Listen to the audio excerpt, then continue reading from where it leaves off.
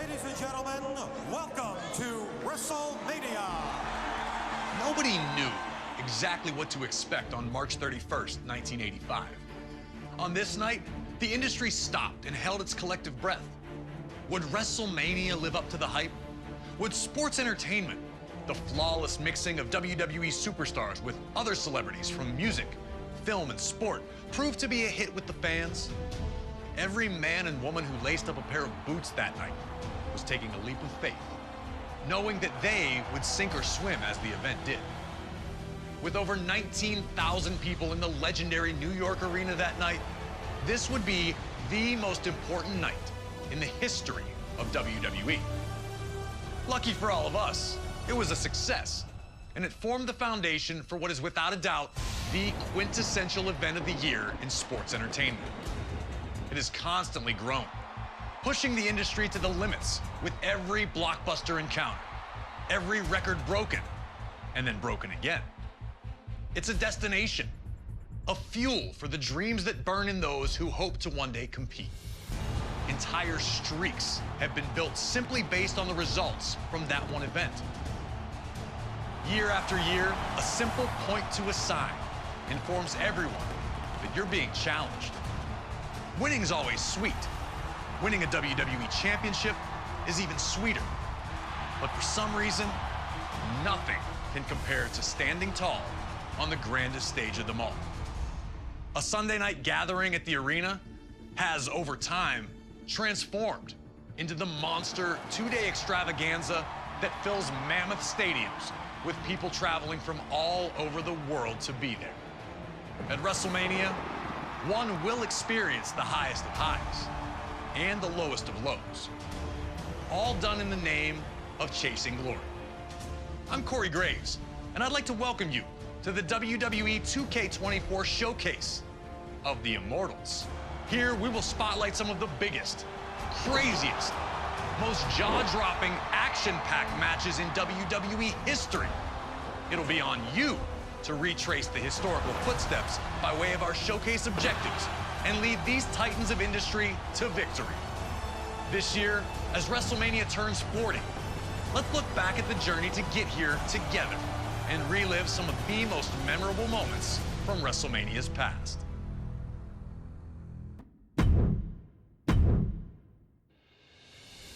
The first WrestleMania set the stage for everything that was to follow. All the way around the world. Now you know what it's all about, brother. Celebrities were out in full force, showing that this was the place to be. WrestleMania 2 pushed the boundaries, taking place in 3 different locations: New York, Chicago, and Los Angeles, delivering 3 huge main events.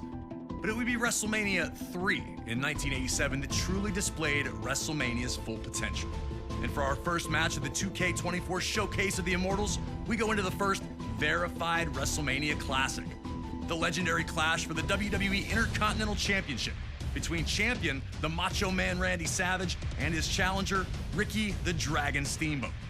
Intercontinental champion since February of 1986, Savage tore through anyone who challenged him. That included a successful defense against George the Animal Steele at WrestleMania 2.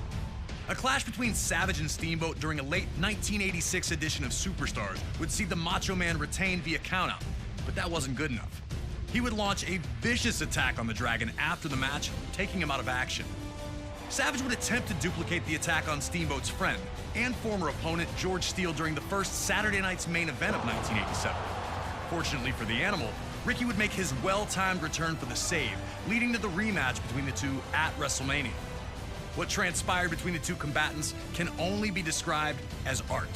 A fast-paced, high-action classic unfolded in front of 90,000 plus in attendance, with both men coming so very close to victory on a number of occasions. Would Savage be able to turn back the challenge of his angry opponent? Would Ricky Steamboat get revenge? These questions would be answered over the next 15 grueling minutes. And when it was over, everyone in attendance and those watching at home knew they had been a part of something special. The two superstars would forever be etched in history following the match, with Ricky Steamboat finally putting an end to the Macho Man's historic reign.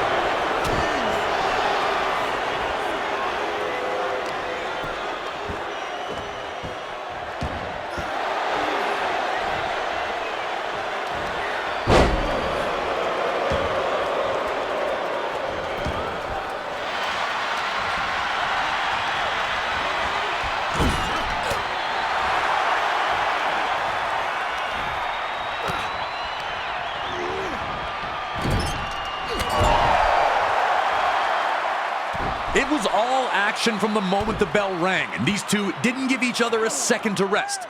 Ricky Steamboat fighting to avenge a career-jeopardizing attack months earlier by not only defeating Savage in the ring, but also ending his reign as Intercontinental Champion. The aggression was almost uncharacteristic from Steamboat. Was Steamboat too angry? And would that lead him to making a costly mistake? Was Steamboat too focused on hurting Savage and not on winning the match? Had the Dragon taken enough time to recover in the first place, or had he rushed back in the hopes of humiliating the Macho Man under WrestleMania's bright lights? Surely the presence of Miss Elizabeth's not-so-secret admirer, George the Animal Steele, was going to be a distraction to the Macho Man, who'd look to keep Steele away from his manager at all times. Could Savage shut all that out and lock in on his challenger? Despite the external factors, these two appeared to be firing on all cylinders once they settled in. There was a real sense that this match could be, and was going to be, something special. The fans were captivated by the constant back-and-forth battle, with no one really able to maintain any type of control in the early portion of the match. The Macho Man appeared almost thankful to get a moment to himself after dumping Steamboat back to the floor, letting you know that Savage understood he was in a fight unlike any other he'd been in before. Things were only getting started.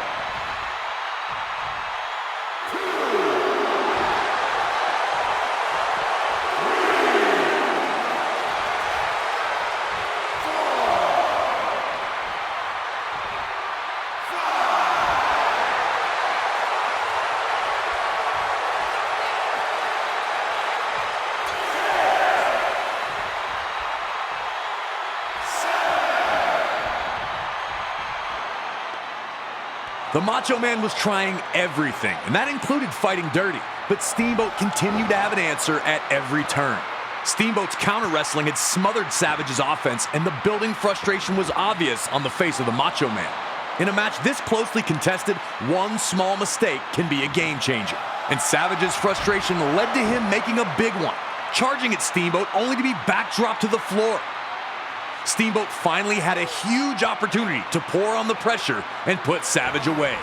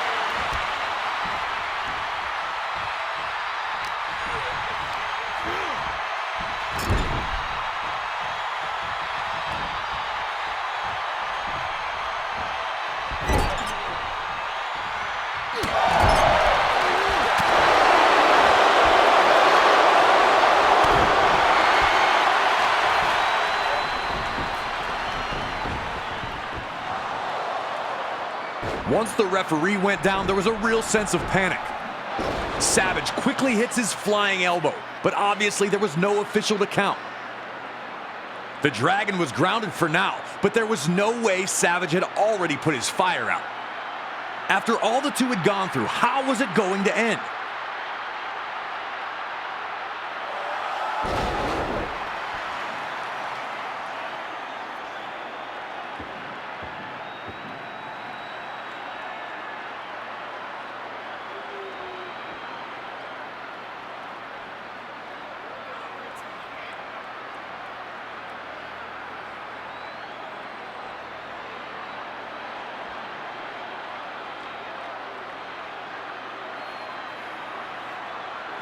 Looking to take advantage of the situation, the Macho Man looked to use the ring bell on the fallen Dragon, only to be intercepted by George the Animal Steel. Macho Man, choosing to retaliate against Steel instead of getting back to Steamboat, ultimately ends up being the decision that costs him. A then-record Intercontinental Championship reign comes to a bitter end for Savage, who wasn't thrilled about the manner in which he lost.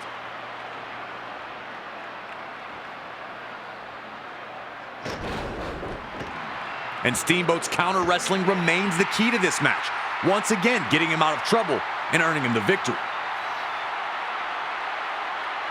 Hard to feel bad about a guy who tried to use the ring bell twice. This match, over 35 years later, is still a certified classic. The athleticism is incredible. Intercontinental Champion, Ricky the Dragon Steamboat!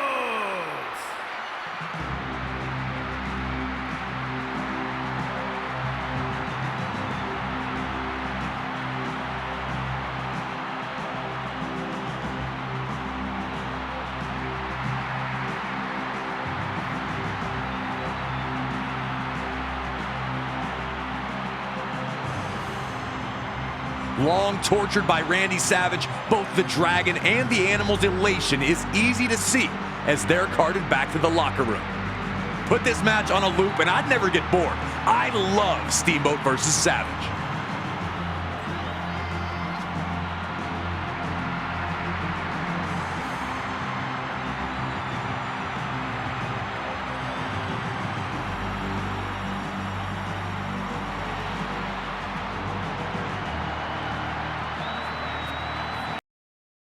The clash between the Dragon and the Macho Man was a jaw-dropping battle between two of WWE's technical masters, an instant classic by all measures. But when the dust had settled and after the smoke had cleared, after Steamboat was carted off proudly holding his Intercontinental Championship above his head, the realization set in. We still have Hulk Hogan against Andre the Giant. Featuring two of WWE's biggest stars at the time, this was the headliner that brought those 90,000 people together in the first place. Everybody has their best day at WrestleMania. That's the creme de la creme. WrestleMania, main event, there's nothing else in this world like it. Hulk Hogan and Andre the Giant were great friends for years. Andre famously poured the bubbly all over Hogan when he captured the WWE Championship in January of 1984, and the two were nearly inseparable from then on. The two would be presented with trophies in separate weeks. Hogan was given one for reigning as champion for 3 years, while Andre received one for going 15 years without losing. For both ceremonies, Andre was not his usual self, first noting to Hogan that 3 years to be a champion, it's a long time, and ultimately walking out of his own trophy celebration when Hogan arrived to praise Andre's accomplishments. The world was on edge, waiting to see what comes next. Soon after, Andre would appear with Bobby the Brain Heenan. Wait, what's going on here? Hold on, man. What are you doing with him? Heenan had gotten to Andre, fanning the flames of resentment that burned inside. Did you ever once in your life offer him a championship match? A heartbroken Hogan tried to reason with his friend, but with one move, yanking Hogan's chain from his neck, it was clear there was no turning back. There's nothing else like getting in the ring with Andre the Giant. It is the great unknown. When you get there and you're with Andre the Giant, you're outmatched, you're outsized, you're outpowered. It's an uphill battle, so you have to fight from underneath. You have to have everything in sync, body, mind, and soul, to survive fighting an opponent like Andre the Giant. When I slammed Andre the Giant, I was surprised how the crowd reacted. 94,000 people lost their breath and gasped at the same time. It overwhelmed me in the ring. It's etched in stone. It's just overwhelming how many people every day approach me and talk about WrestleMania 3. Now it's up to you to do the impossible and defeat Andre the Giant at WrestleMania 3. It truly is the irresistible force meeting the immovable object.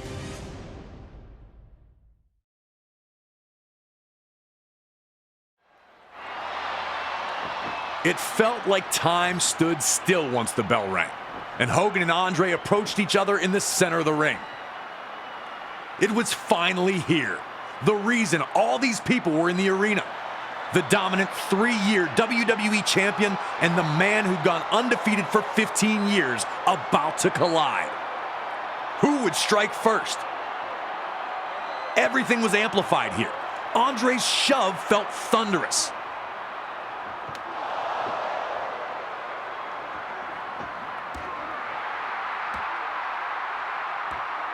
Then, everyone held their breath when Hogan tried and failed to body slam Andre, nearly losing the match in the process. Could Hogan slam Andre? Would he try it again? Did he hurt his back or his knees in that failed lift? Andre, thinking he'd won the match, would have to recompose and get back on the task of taking out the Hulkster.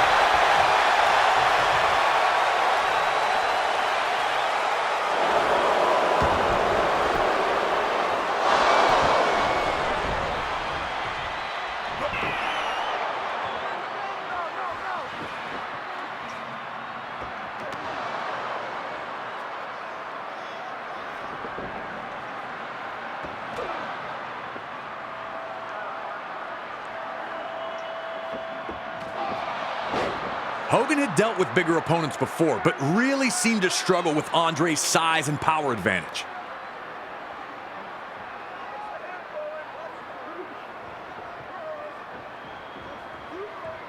Every shot Andre landed crumbled Hogan. Andre had just been dominant to this point, but an ill-advised trip to the ringside area would see Andre make his first real misstep, throwing a headbutt at Hogan that only ate ring post.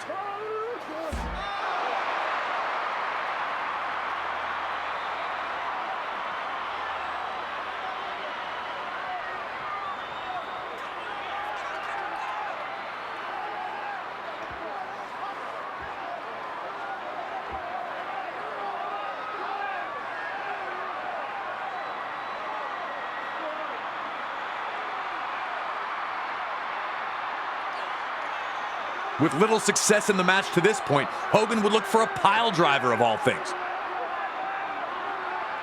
But Andre easily backdropped him to the floor. If Andre could shake off headbutting the ring post so quickly, what was it going to take to keep him down for a 3 count? Hulkamania was looking to be in deep, deep trouble.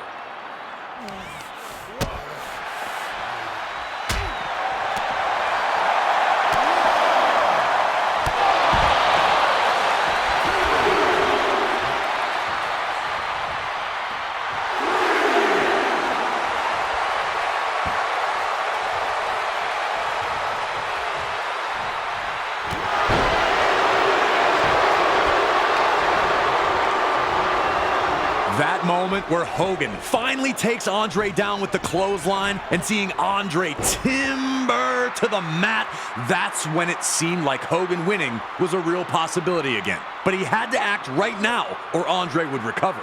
Bobby Heenan screaming at Andre while he's down let you know the brain knew it too.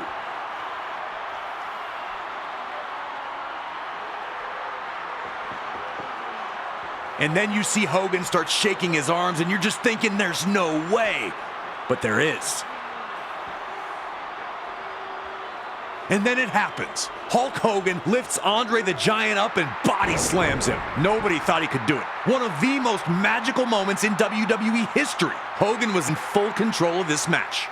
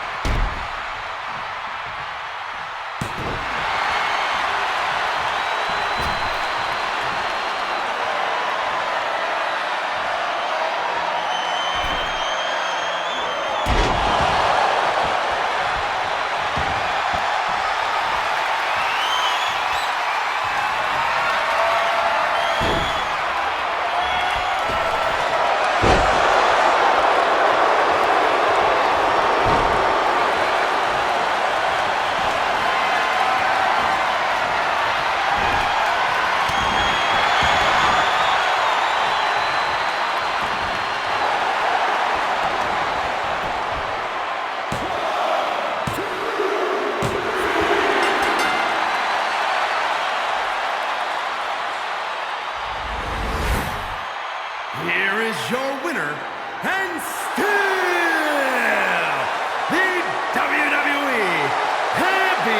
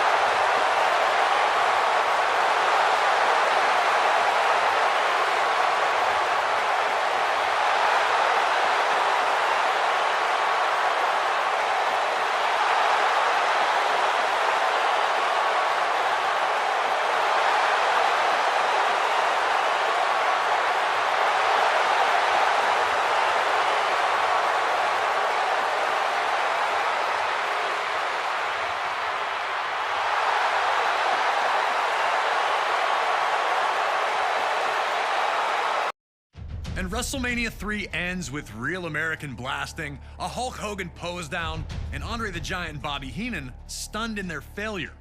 One of the most important matches not only in WrestleMania history, but WWE history itself. Up next, we jump ahead to WrestleMania 5 in Atlantic City, New Jersey. Those with tickets didn't know it as they entered the venue that evening, but they were about to witness one of WrestleMania's biggest upsets take place right in front of their eyes.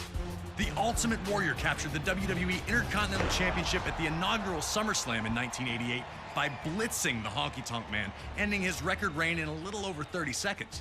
Since then, he seemed unstoppable, a lock to become WWE Champion one day.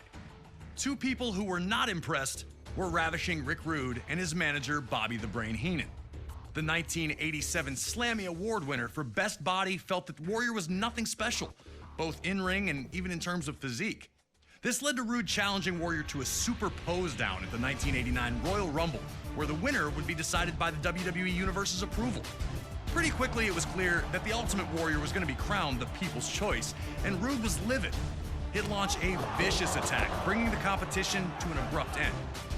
That would lead to the signing of the contract for the two to compete in the Intercontinental Championship match at WrestleMania 5, and the world felt that Warrior would destroy his brash challenger. But Heenan and Rude were more than prepared for the champion.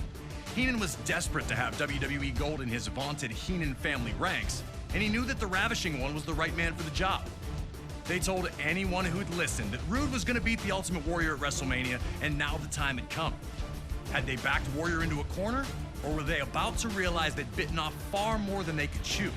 That's a question only you can answer.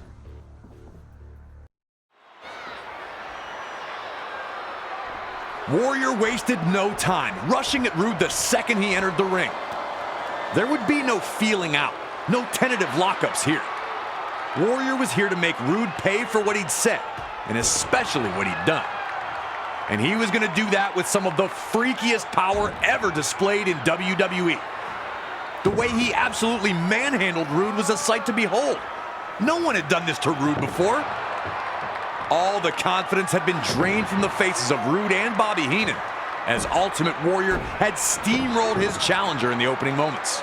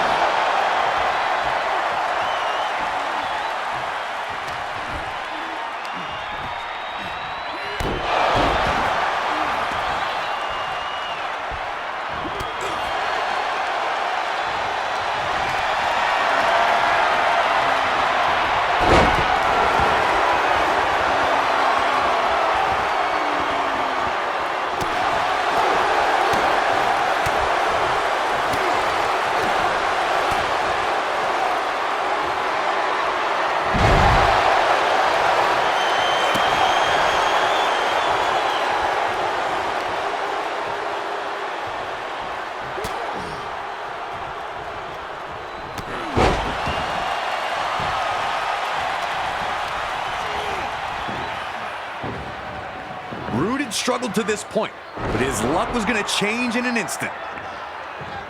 Warrior hit the ropes 3 times before attempting his big splash, giving Rude just enough time to get his knees up and block the attack.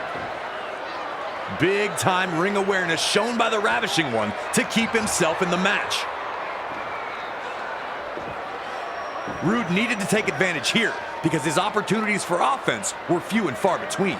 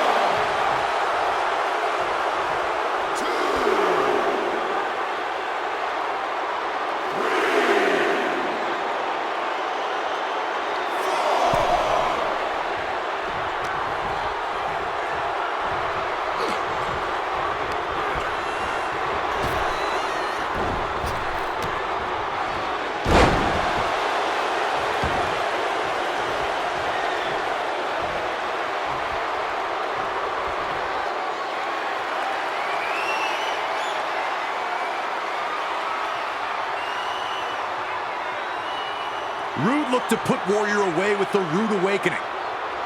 And then Warrior just powers out of it. Pushes Rude's arms away like they're nothing.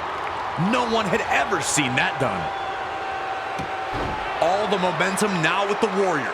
And he's looking to punish Rude a little bit more before ending the match. Rude looks completely out of it. And even Bobby Heenan looks flustered. Rude is trying to survive, trying to escape, but Warrior is relentless.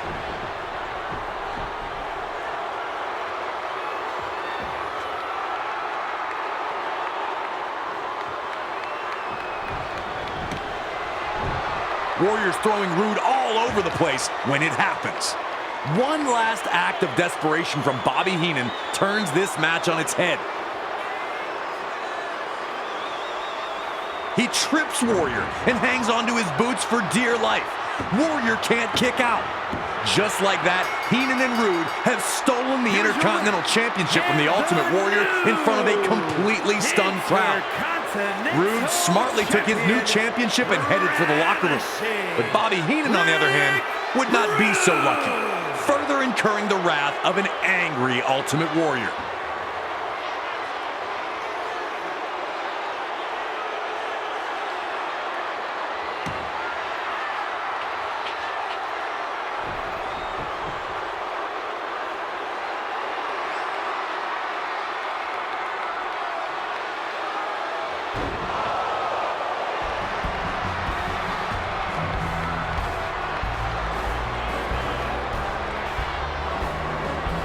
And while the now former Intercontinental Champion would chase the new title holder right out of the arena, nothing could diminish the huge upset that night at WrestleMania 5, with Ravishing Rick and Bobby the Brain pulling a fast one. An arena left completely shocked as Ravishing Rick Rude pins the Ultimate Warrior to win the WWE Intercontinental Championship, with a little assist from his manager, The Brain. Hey, if the ref doesn't see it, he can't call it. Those are the breaks. With the crowd buzzing from the monumental upset, it was time for WrestleMania 5 to deliver its main event. The Macho Man Randy Savage defending the WWE Championship against his former best friend and Mega Powers partner, Hulk Hogan. Yeah, the Macho Man Randy Savage. Dig it. He was one of a kind. He was intense. He was a great athlete. Everything about him was 100% perfect for sports entertainment and professional wrestling.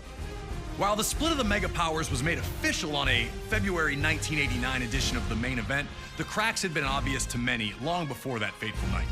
Hogan and Savage's friendship had been beneficial to both, which was never more evident than the year prior at WrestleMania 4. On this evening, the vacant WWE Championship was to be decided in a 16-man, one-night tournament. In an absolutely brilliant display of athleticism and heart, the Macho Man would compete in 4 different matches to claim the championship. But it was in the final against the $1 Million Man Ted DiBiase that Savage would run into seemingly more trouble than he could handle. In DiBiase's corner was Andre the Giant. Throughout the match, Andre interjected, bringing Savage's offense to a halt, or distracting him for attacks by DiBiase. Eventually, Miss Elizabeth would run into the back, bringing Hogan out to restore some order. And Hogan's presence led to Savage's win with a perfectly timed chair shot that the ref didn't catch. Like I said before, those are the breaks. The Mega Powers would be locked in a heated rivalry with Andre and DiBiase, now known as the Mega Bucks, that culminated with their victory at the very first SummerSlam. Around this time, though, it appeared Randy Savage was jealous of the closeness between Hogan and Elizabeth. Some on commentary would mention it, but many were quick to dismiss that there was any tension between the two. Things got worse at the 1989 Royal Rumble when Hogan eliminated Savage, some claim accidentally, which infuriated the Macho Man. Everything came to a head at the Main Event 2 on February 3rd, 1989. The Mega Powers would compete in tag team action, looking to show the bond was still strong. After Miss Elizabeth was caught up in the action, Hogan would take her to the back for medical attention, leaving the Macho Man alone. Upon his return to the match, Hogan would extend a hand to tag in, but would instead be slapped in the face by an enraged Randy Savage. A post-match altercation in the locker room would make it official. The Mega Powers were dead, and a clash was inevitable. Soon after, Hogan would lay down the challenge for WrestleMania 5. In a final twist, Miss Elizabeth would side with neither man, insisting that she'd be ringside in a neutral corner instead, offering to help either if they needed it. We were able to sit down with Hulk Hogan to talk about the night the Mega Powers explode. The lines were so blurry between reality and what we were trying to accomplish. He was madly in love with his wife, Elizabeth, for real. He was madly jealous for real. Leading up to it, you know, when she was managing him or managing me, or couldn't depend on who she was going to manage, it made him crazy. I just didn't know what type of abuse I was in for, so it was a little nuts. He was there to go, and he pushed the gas pedal down really hard on me in that match. Once you became a Macho Man fan, that was the only thing you could think about. His look, just the way he carried himself. I had nothing but respect for him. It's always so great to hear from the legends themselves when it comes to these unforgettable WrestleMania moments and matches. Thanks again to Hulk Hogan for his time. Now, let's get you into the middle of an intensely heated WWE Championship match where the world would watch the Mega Powers explode.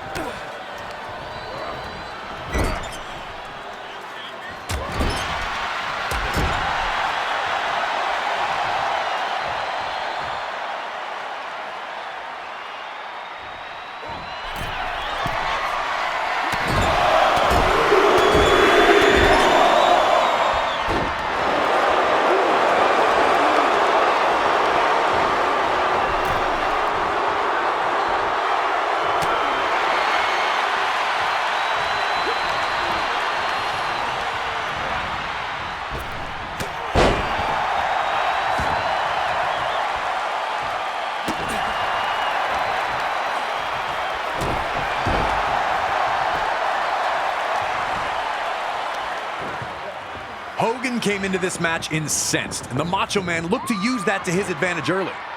With months of payback heading his way, Savage was evasive and defensive to the bull rush tactics of Hogan, appearing to frustrate the challenger. Hogan had a look in his eye that night. You could tell he wanted to hurt Savage, and Savage also wasn't shy about using Miss Elizabeth to his advantage, flagrantly bringing her into harm's way to stop Hogan in his tracks. Savage was playing by nobody's rules but his own, and if Hogan was going to get any revenge, he'd have to find a way to keep his own temper in check. Savage was showing early on that his approach would be as chaotic as possible, and now a once rampaging Hogan had slowed things down, looking to restore some order. The Macho Man's actions sent a clear message that anything goes and anyone would be fair game.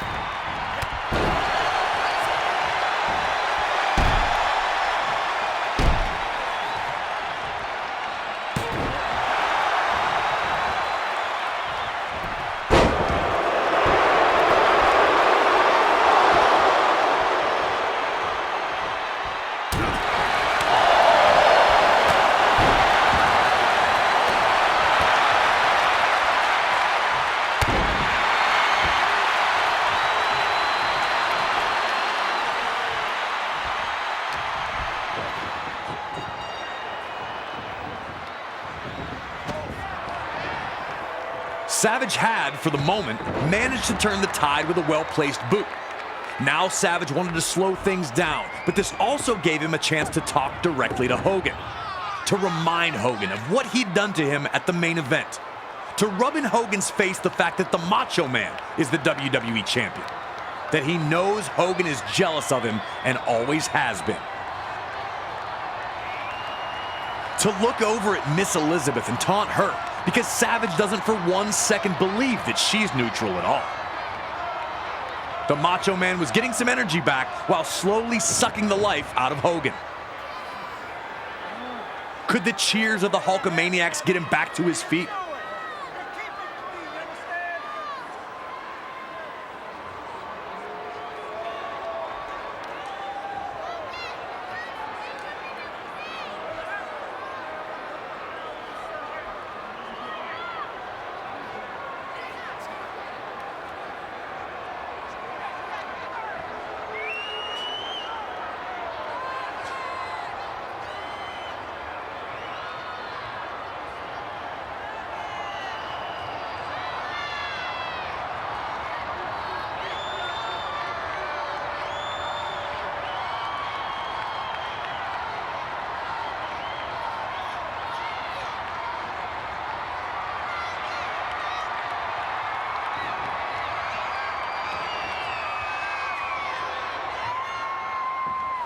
Hogan would get back on the attack once he broke free.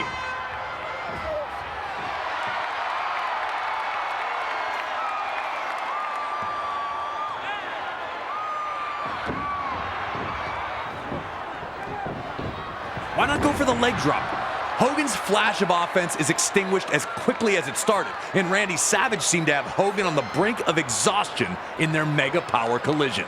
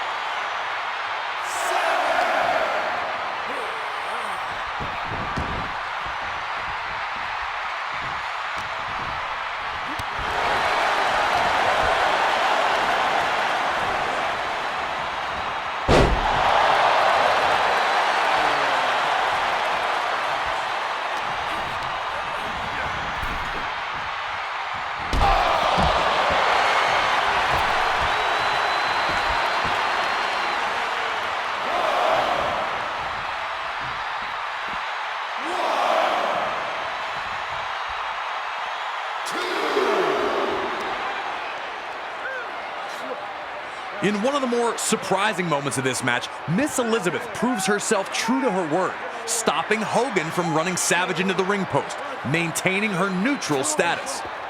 The Macho Man would take advantage of Hogan's reluctance. Once again, Savage showed no regard for the safety of Liz.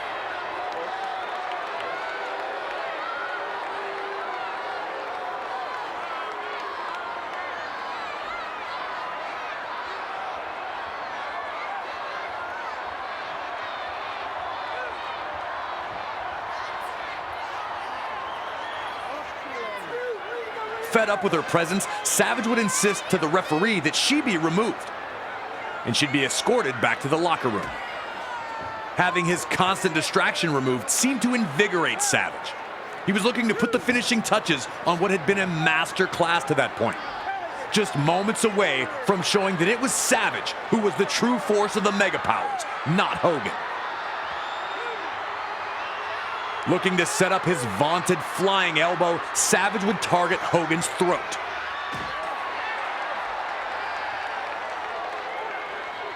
Hulkamaniacs knew to never lose hope, but it wasn't looking good for Hogan here. The Macho Man looked better than he ever had, seemingly on the verge of his biggest victory yet.